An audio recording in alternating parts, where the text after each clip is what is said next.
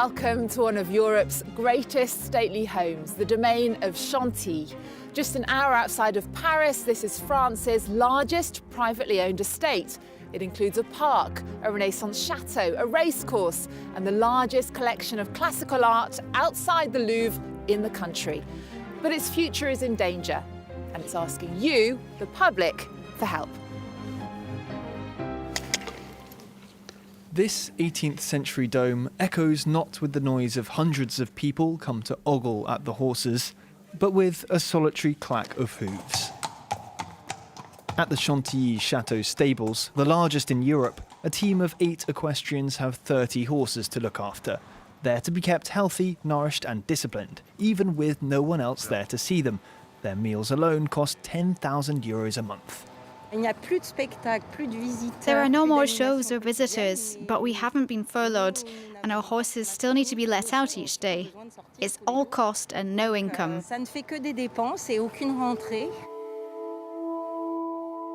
A short walk away, the chateau itself is just as empty. But its treasures, like those in the library, still need dusting up, lest it become more expensive to fix them in the future. If we look after a piece regularly, it stops it deteriorating and requiring deeper restoration. The chateau is managed by France's main cultural institute and can't apply for money directly from the government. After losses of around €6 million since the start of the epidemic, it's launched a fundraiser to damage control. In less than 2 months, it raised more than €100,000. Elodie has come from Paris to social distance with her favourite chateau outside its gates. She donated €100 without a second thought. I just had to help the chateau. I couldn't contribute much, but I had to do something. Once Chantilly Chateau finally reopens, she'll no doubt be there, along with its 400,000 other yearly visitors.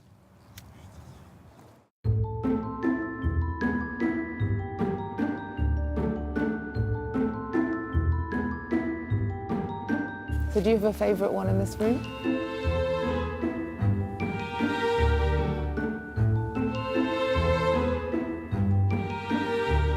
Joining me now is Christophe Tardieu, the Vice President of the Domaine of Chantilly. We're standing here in the heart of the Condé Museum. For any art lover, this is a real delight. Tell us, how is the fundraising going?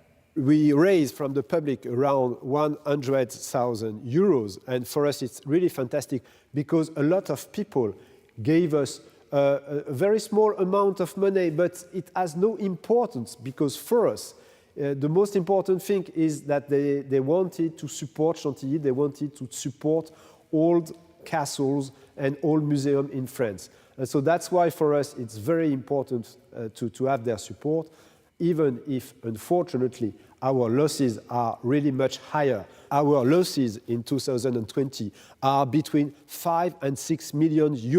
So that's why we really need a special help from the government. And you're hoping the government will be able to give you that amount? We hope so, but now we have to wait for that. Thanks to a petition, it looks like museums will be the next thing to open up to the public. If this place opens, will it help out a lot? Yes, of course, because our main resource is coming from the public. But we have to be prudent because we don't have still the date of reopening museums. And unfortunately, I'm afraid we have to wait 1 or 2 months. 130 people work here at the Domaine of Chantilly. What have they been able to do since October? Oh, they are preparing the reopening, of course. We made a lot of things about the paintings, as you can say, and we are preparing educational programs or something like that. So we have a lot of things to do, but most important is that we are waiting for the reopening to have now the public. Do you feel confident about the future of Chantilly? I am, of course, confident, but the time will be very hard if we don't reopen soon. Okay, well, for people watching, you've already raised half the money that you talked about there, 100,000. Tell them what they can do if they want to help. If you want to help us, please visit our website and make a little subscription, and after the virus, come back to Chantilly. Christophe Tardieu, thank you so much for joining us and good luck with all of your fundraising. Now, the Domaine of Chantilly is just one of hundreds of heritage sites that are under threat here in France. Our reporters have been to meet the owner of Paris's Fan Museum, which is fast becoming the cultural world's latest victim of the coronavirus. This unremarkable Parisian block hides a small and inconspicuous historical archive, a museum dedicated to fans. It's a collection amassed over years, including exceptional fans from across the ages, as well as tools, technical documents, and this room classified as a historic monument. This is the last remaining example of the upstairs shops of the Belle Époque. That's why I'm fighting to save it. This neighbourhood was full of bars, music halls and theatres, so people used to shop here late in the evening. Generations of fan craftsmen have succeeded each other within these walls, right up until Anne Auguet's father, who would build the fan structure before female employees would work on its decoration. They also trained his daughter in the art. I started in 1960. I was 14 years old. It's been a while. Anne Auguet creates fans to sell or restores old pieces. This is from around 1930. She also works on commission. I work for haute couture and show business. Here's a fan I made for Louis Vuitton. This fan was made for the film Marie Antoinette, of bone with mother of pearl. But now with the pandemic, the museum is threatened. Deprived of visitors and orders, debts are piling up, nearly 120,000 euros in total. To try and save the business, Anne Auguet knocked on every door and found support from this local councillor. The problem is the landlord refuses to bring the museum up to standard, especially in terms of accessibility, so it can't apply for help from the state or local governments. Bertil Faure has helped Anne Auguet to create an online fundraiser, but the amount collected still isn't enough. Anne Auguet risks expulsion, threatening the museum, but also a rare skill. There are just 5 fan makers left in France today.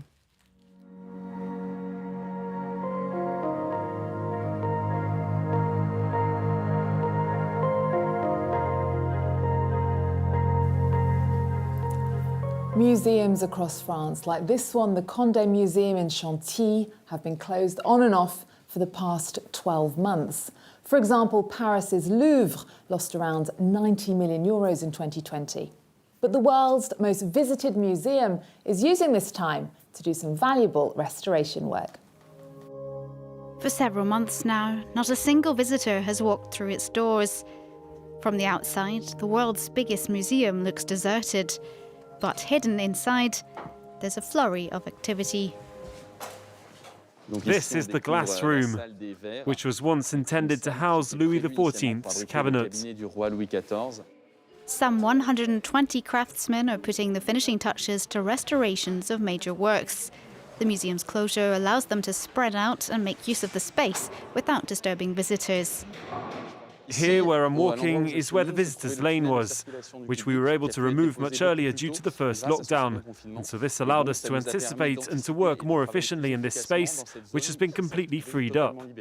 A dozen work sites like this one are making the most of an empty canvas to get ahead of schedule. Normally, the Louvre Museum is open 6 days out of 7, so technical interventions are only possible on Tuesdays and during the night. Lockdown in the Louvre has also allowed for high-precision operations like this one.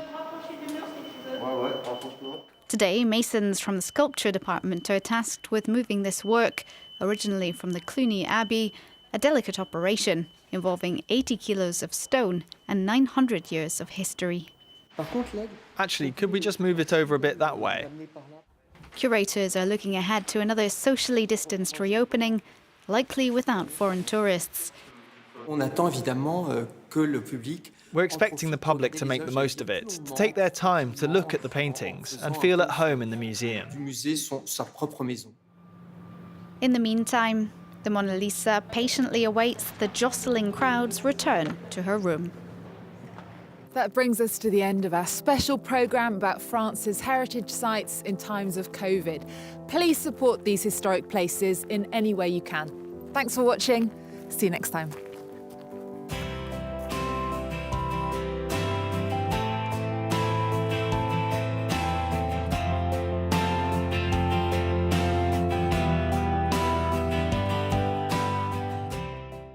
Sidi Bouzid, Tunisia, December 2010. A young fruit seller sets himself on fire. He feels ignored and abandoned by the government. His death stirs nationwide protests for democracy. It's the beginning of the Arab Spring. We went out to protest against the regime. We didn't think we were making a revolution. But when the regime fell, we had dreams. While Tunisians today enjoy freedom of expression, some are nostalgic for the dictatorship of President Ben Ali. We had security, a health system, safety, and a bit of freedom.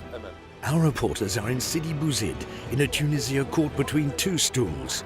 Have the achievements of the revolution met the dreams and expectations of the Tunisian people? Sidi Bouzid revisited, all this week here on France 24. Fake news. Noun. False stories that appear to be news, spread on the internet or using other media. At France 24, our job is to provide you with information that's been verified. We check sources, we check facts, we sort what is true from what is fake. At the France 24 Observers, we verify photos and videos circulating online. If they're fake, we let you know and tell you how we spotted them.